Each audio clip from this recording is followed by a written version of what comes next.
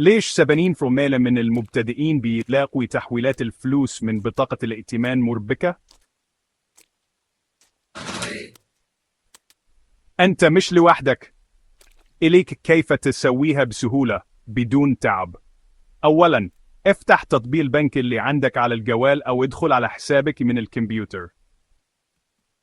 ابحث عن قسم التحويلات أو إرسال الأموال. اختار بطاقتك الائتمانية كمصدر وحسابك البنكي كوجهة. ادخل المبلغ اللي تبغي تحوله. تأكد من كل التفاصيل خصوصاً أرقام الحسابات. اضغط تأكيد وكذا تكون خلصت. انتبه، بعض البنوك تسمي هذه العملية سلفة نقدية وممكن ياخذوا رسوم زيادة أو فائدة أعلى. دايما راجع الشروط قبل ما تحول. إذا ما كنت متأكد اتصل بخدمة عملاء البنك عشان يساعدوك. هذا هو كل الموضوع. بكم ضغطة بس فلوسك تتحول من بطاقتك الائتمانية لحسابك البنكي.